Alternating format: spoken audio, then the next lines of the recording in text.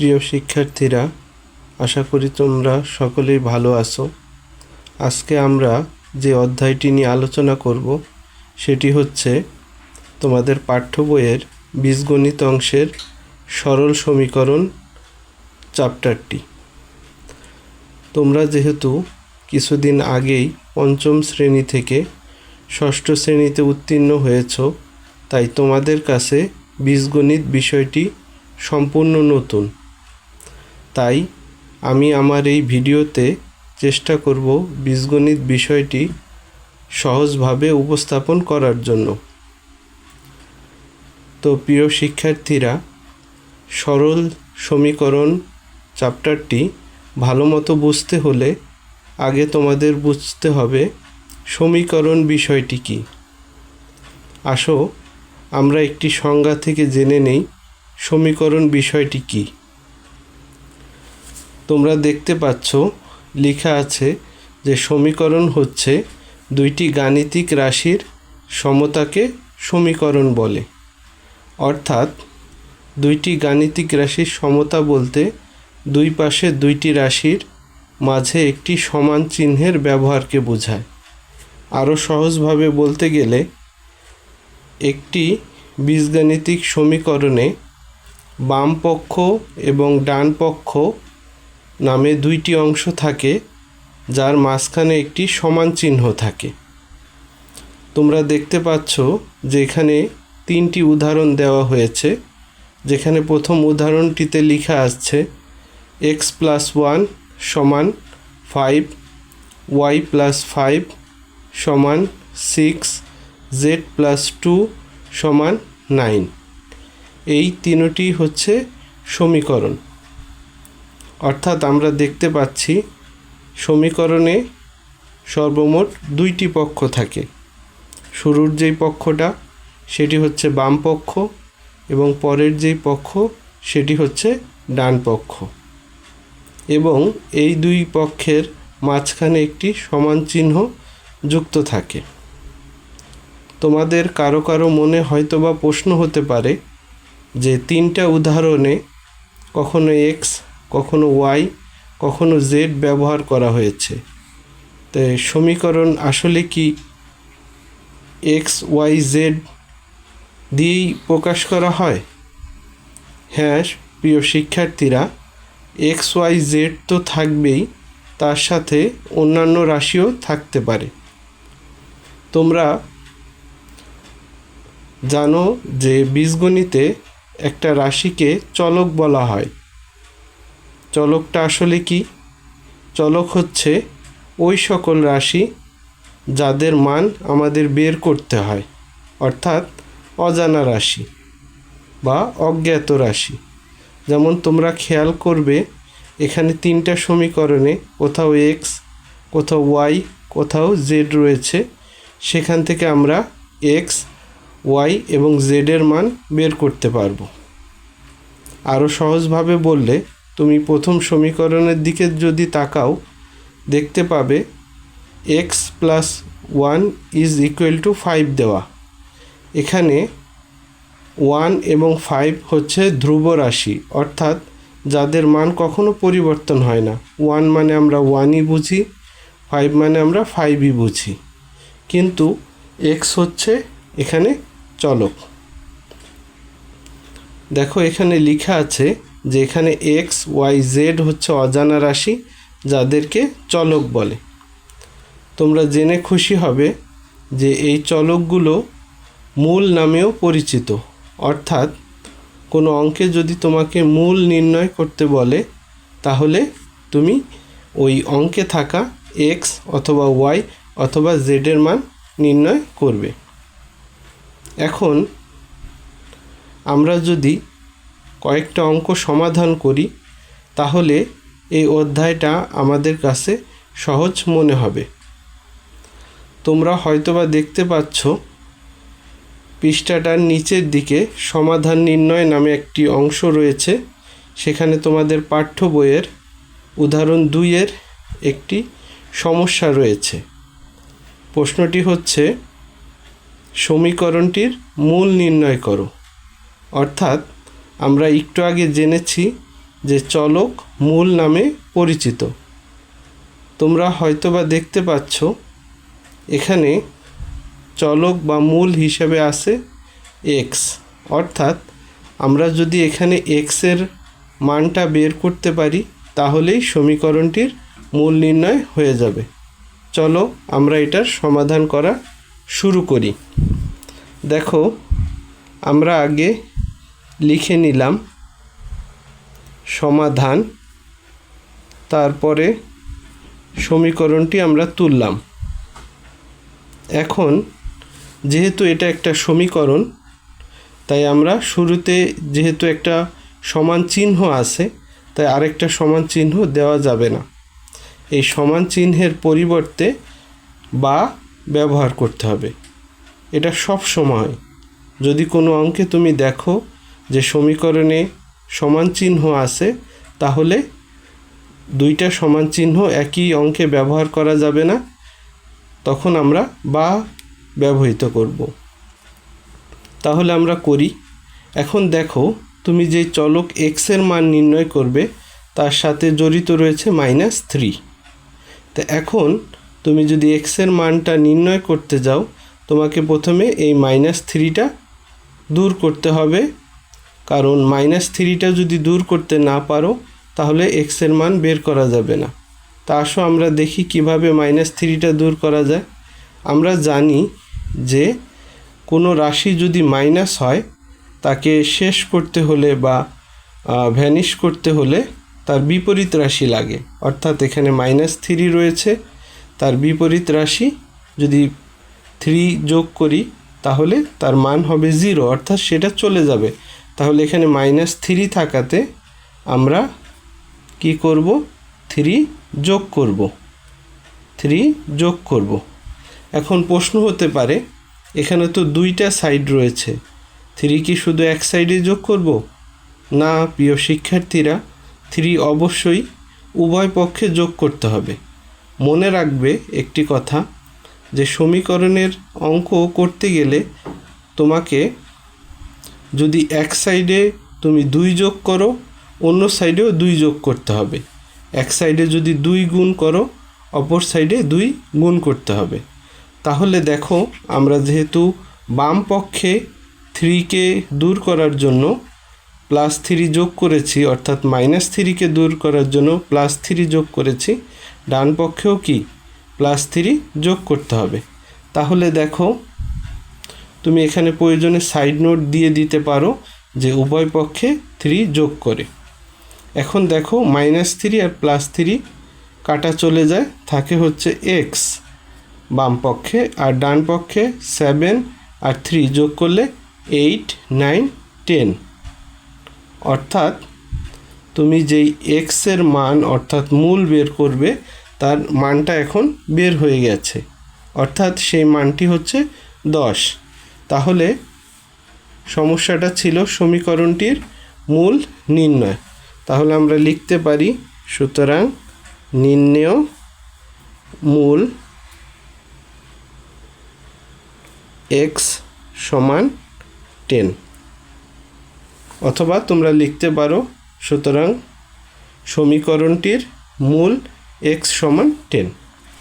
তাহলে আমরা পরে আরেকটি সমস্যায় চলে যাই।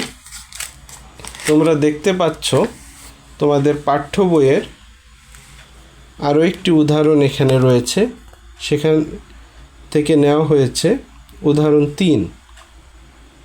এখন উদাহরণ 3-এর প্রশ্নটি হচ্ছে, সমাধান করো 2z + 5 = 15। তোমরা জানো সমান চিহ্নকে ইংরেজিতে ইকুয়াল টু বলে। তোমরা খেয়াল করে দেখবে এখানে চলক বা মূল হিসেবে রয়েছে z। তাহলে আমরা কি করব? তাহলে আমরা শুরুতে z এর সাথে যেই ধ্রুব রাশি রয়েছে অর্থাৎ 5 রয়েছে তাকে তাড়ানোর বা ভ্যানিশ করার চেষ্টা করব। তো তোমরা একটু খেয়াল করলে দেখবে এখানে 5 আছে যোগ হিসাবে, অর্থাৎ তুমি যদি 5কে দূর করতে চাও, +5কে দূর করতে চাও, তাহলে তোমাকে -5 যোগ করতে হবে। অর্থাৎ উভয় পক্ষে -5 যোগ করতে হবে। আসো আমরা সমাধান করার চেষ্টা করি। লিখে নিলাম সমাধান 2z + 5 = 15। যথারীতি বা দিব 2z + 5। তা আমরা কি বলেছিলাম যে +5কে সরানোর জন্য উভয় পক্ষে -5 যোগ করতে হবে। এখন -5 আমরা যোগ করেছি, এটা অনেকে ভুল বুঝতে পারো যে -5 দেওয়া হলো তাহলে যোগ করা হলো কিভাবে। দেখো তোমরা জানো যে প্লাসে মাইনাসে মাইনাস হয়, তা আমরা -5 যোগ করেছি বলতে এখানে +5 ছিল, তার সাথে -5 নিয়েছি, এখানে 15 আছে, তার সাথে -5 নিয়েছি, তাহলে দাঁড়ালো -5 + 5 কাটা যাবে, থাকবে 2z = 10। এখন দেখো খেয়াল করে 2 এর সাথে z কি আকারে আছে। তোমরা অবশ্যই জানতে পেরেছো যে দুইটা রাশির মধ্যে যদি কোনো চিহ্ন না থাকে তখন ধরে নিতে হয় তারা গুণ আকারে আছে, অর্থাৎ z এবং 2 গুণ আকারে আছে। তাহলে আমরা z থেকে যদি 2 বাদ দিতে চাই তাহলে কি করতে হবে? অবশ্যই ভাগ করতে হবে, কারণ যেহেতু গুণ আকারে আছে তাকে বিতাড়িত করার জন্য ভাগ করতে হবে। তাহলে আমরা ভাগটা করি, 2z ভাগ 2 = 10/2। আমরা সাইড নোট দিতে পারি উভয় পক্ষকে 2 দ্বারা ভাগ করে। তো ভাগ করলে এই 2 কাটা, থাকবে z, আর এখানে 10কে 2 দিয়ে ভাগ করলে হবে 5, সুতরাং z = 5। তাহলে উত্তরটা হবে, সুতরাং নির্ণেয় সমাধান z = 5। এখন আশা করি সমস্যাটা তোমরা বুঝতে পেরেছো। এখন আমরা উদাহরণ 4 সমাধান করার চেষ্টা করব। একটু খেয়াল করলে দেখবে এখানে তোমার যেই চলকটার মান নির্ণয় করতে হবে উদাহরণ 4-এ, সেটা আছে পরে, এবং ধ্রুব রাশিটা আছে শুরুতে, অর্থাৎ যার মান কোনো পরিবর্তন হয় না সেটা আছে শুরুতে। তাতেও কোনো সমস্যা নেই, আমরা ওই অঙ্ক দুইটায় যেভাবে করেছি সেভাবে করার চেষ্টা করব। x এর সাথে 5 আছে +5, তাই উভয় পক্ষে আমরা কি করব? -5 যোগ করব। আবারও বলতেছি, x এর সাথে 5 আছে যোগ হিসাবে। কিভাবে বুঝলাম যোগ হিসাবে? তোমরা জানো যে যে কোনো রাশির চিহ্ন তার বামে থাকে, অর্থাৎ x এর চিহ্ন হচ্ছে মাইনাস আর 5-এর চিহ্ন হচ্ছে কোনো, যেহেতু চিহ্ন নেই তার মানে প্লাস। অর্থাৎ আমরা যদি সমাধানটা শুরু করি, প্রশ্নটা তুলে নিলাম। এখন এই +5কে বাদ দেওয়ার জন্য উভয় পক্ষে আমরা -5 যোগ করব, উভয় পক্ষে -5 যোগ করব। এখন দেখো এই -5 + 5 কাটা যায়, থাকে হলো -x, আর এই পাশে 7 থেকে 5 গেলে থাকে 2। এখন আরেকটা সমস্যায় আমরা পড়লাম, সেটা হচ্ছে চলকের সাথে মাইনাস জড়িত। তো এখন আমাদের যে কোনো উপায়ে এই মাইনাসটা তাড়াতে হবে বা বাদ দিতে হবে। তা আমরা যেহেতু বীজগণিতের শুরুতে 6-এ আমরা জানতে পেরেছি যে মাইনাস এবং মাইনাস দুইটা গুণ করলে হয় প্লাস, এবং প্লাসেও হয় প্লাস, এবং প্লাসে মাইনাসে হয় মাইনাস। তো দেখো এখানে যেহেতু মাইনাস আছে, তাই আমি যদি আরেকটা মাইনাস দিয়ে গুণ করি তাহলে এই মাইনাসটা চলে যাবে। তো এই জন্য এই মাইনাসটা উঠানোর জন্য উভয় পক্ষকে আমি -1 দ্বারা গুণ করলাম। 2 আছে, এখানেও -1 দিয়ে গুণ। তাহলে দেখো এখানে মাইনাসে মাইনাসে কি হয়ে যাবে? প্লাস, আর x একে x, আর ওই পাশে থাকবে মাইনাস। আগে দিব, কারণ চিহ্নের আগে, সংখ্যার আগে চিহ্ন দিতে হয়, 2 একে 2। সুতরাং x = -2। দেখো এই লাইনটা আবার আমি বলতেছি, মাইনাসে মাইনাসে প্লাস হয়ে গেছে, সামনে প্লাস দিতে হয় না, আর x একে x, আর এখানে 2 একে 2, মাইনাসটা সামনে দিতে হয়, প্লাস হইলে কোনো চিহ্ন দেওয়া লাগতো না। তাহলে সুতরাং নির্ণেয় সমাধান x ইজ ইকুয়াল টু -2। প্রিয় শিক্ষার্থীরা, আমরা এখন চলে এসেছি পাঠ্য বইয়ের উদাহরণ 5-এ। তোমরা দেখতে পাচ্ছ উদাহরণ 5-এর প্রশ্নটি হচ্ছে সমীকরণটির মূল নির্ণয় করো এবং সমাধানের শুদ্ধি পরীক্ষা করো। দেখতে পাচ্ছ নতুন একটি সমীকরণটার দুই পাশেই একই চলক আছে, অর্থাৎ y চলককে দেখতে পাচ্ছ, যেটা 5y এবং 3y। এটা কিভাবে করব? এই অঙ্কটা আমাদের কাছে নতুন, তারপর আমরা সমাধান করার চেষ্টা করি। শুরু করতেছি। সমাধান 5y - 2 is equal to 3y + 8। যথারীতি আমরা 5y এর সাথে -2টা বাদ দেওয়ার চেষ্টা করব। তো তোমরা জানো এটা বাদ দেওয়ার জন্য আমরা কি করি? উভয় পক্ষে +2 যোগ করি। উভয় পক্ষে +2 যোগ করে নিলাম। যোগ করার পরে দেখো -2 + 2 কাটা যায়, থাকে হচ্ছে 5y, আর ওখানে থাকে, অর্থাৎ ডান সাইডে থাকে 3y + 10। এখন দেখতে পাচ্ছ এই সাইডেও y আছে, এই সাইডেও y আছে। এখন কি করব? এখন বুদ্ধি হচ্ছে বা কৌশল হচ্ছে, তুমি এই 5y 3y এই দুইটার মধ্যে যেটা বামে আছে সেটা রাখার চেষ্টা করবা, অর্থাৎ 5yটা রাখার চেষ্টা করবা এবং 3y যেটা ডানে আছে সেটা বাদ দেওয়ার চেষ্টা করবা। কিভাবে বাদ দেওয়া যায়? কৌশলটা হচ্ছে 3y ছোট, 5y বড়। এখন আমি 5y থেকে উভয় পক্ষ থেকে যদি -3y বাদ দিয়ে দিই, তাহলে কি হবে? বাম সাইডে 5y থেকে 3y বাদ যাবে এবং ডান সাইডে 3y কাটা চলে বাদ চলে যাবে। চলো কিভাবে করা যায়। আমি 5y লিখলাম, এখানে 5y ছিল, তাই 3yটা তাড়ানোর জন্য এখানে -3y যোগ করলাম বাম সাইডে, এবং ডান সাইডেও কি -3y যোগ করলাম।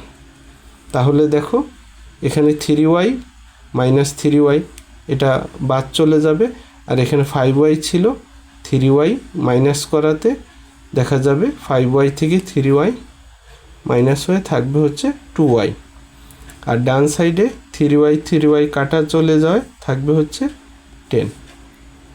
তোমাদের হয়তোবা আগের একটা অঙ্কে মনে আছে, y এর সাথে 2 এর দুইটার মাঝখানে যেহেতু কোনো চিহ্ন নাই, তার মানে দুইটা গুণ আকারে আছে, তাই এটাকে বের করতে হলে আমাদের উভয় পক্ষকে 2 দিয়ে ভাগ করতে হবে।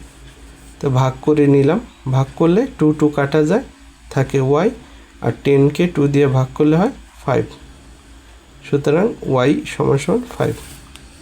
সুতরাং নির্ণেয় সমাধান y = 5। এখন দেখতে পাচ্ছ এই প্রশ্নটায় আরেকটা অংশ আছে, যে সমাধানের শুদ্ধি পরীক্ষা।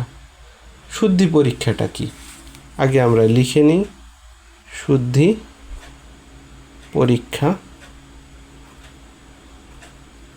লেখার পর শুদ্ধি পরীক্ষা হচ্ছে যে তুমি যে y এর মানটা বের করলা, সেই মানটা এই মূল সমীকরণে, অর্থাৎ দেখো এই যে বাম সাইড এবং ডান সাইড, y এর জায়গায় y এর মান যেটা বের হয়েছে 5 বসায় দেখবা যে দুই সাইড সমান হয় কিনা, অর্থাৎ x, y অথবা z যেটার মানই তুমি বের করো না কেন, সেই মানটা মূল সমীকরণে বসায় দেখবা যে দুই সাইড সমান হয় কিনা, অর্থাৎ বাম পক্ষ আর ডান পক্ষ সমান হয় কিনা।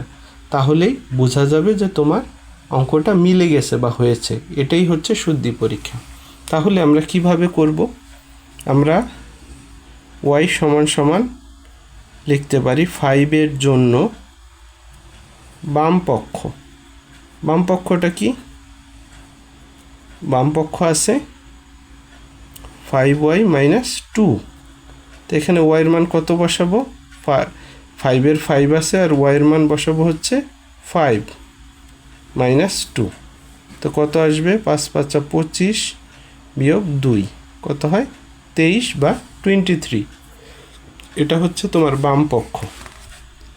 আর ডান পক্ষ যদি তুমি করতে চাও, তুমি দেখতে পাচ্ছ ডান পক্ষ আছে 3y + 8। আমরা ওই পৃষ্ঠায় লিখে নিব।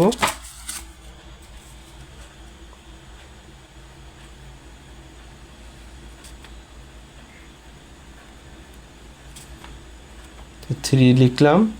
তোমাদের মনে আছে হয়তো বা যে ওয়াইয়ের মান হচ্ছে 5, আমরা বসাই দিলাম। কত হয়? 3 × 5 = 15 + 8 হয় 23।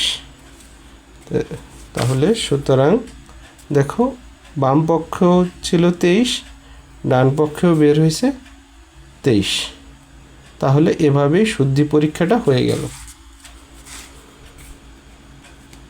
আমরা দেখানো হলো বা প্রমাণিত সেটা লিখতে পারি। আবারও বলতেছি, কোনো অঙ্কে যদি তোমার শুদ্ধি পরীক্ষা চায়, তাহলে সেই ক্ষেত্রে তুমি যেই বীজ বা মূলটা বের হবে, এখানে যেমন ওয়াইয়ের মান 5 বের হয়েছে, সেই মানটা যেই সমীকরণটার সমাধান করলা তার বাম পক্ষে বসাবা, আবার ডান পক্ষে বসাবা। বসানোর পর যদি একই মান বের হয়, তোমরা দেখতে পাচ্ছ যে বাম পক্ষে বের হয়েছে 23, ডান পক্ষেও বের হয়েছে 23, তখন বুঝতে পারবা যে এটা শুদ্ধি পরীক্ষা হয়ে গেছে। তো প্রিয় শিক্ষার্থীরা, আজকের ভিডিওটা এই পর্যন্তই। তোমাদের সকলকে ধন্যবাদ জানাচ্ছি আমার এই ভিডিওটা এতক্ষণ কষ্ট করে দেখার জন্য। আবারও সামনে নতুন ভিডিও নিয়ে এই চ্যাপ্টারে আমি হাজির হব ইনশাআল্লাহ। আল্লাহ হাফেজ।